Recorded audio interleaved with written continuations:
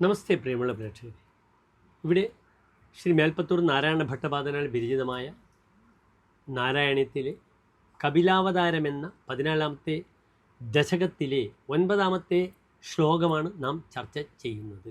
നിജ ഭർതൃഗിര ഭവന്നിഷേവാനിരതായാം അധ ദേവഹൂത്യാം കപിലസ്ത്വമജായഥാഹ ജനാനാം പ്രഥയിഷ്യൻ പരമാത്മതത്വവിദ്യാം.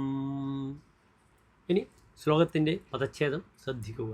നിജ ഭർതൃഗിര ഭവൻ നിഷേവാനിരതായാം അധ ദേവഹൂത്യാം കപിലഃ ത്വം അജായഥാഹ ജനാനാം പ്രഥയിഷ്യൻ പരമാത്മതത്വവിദ്യാം.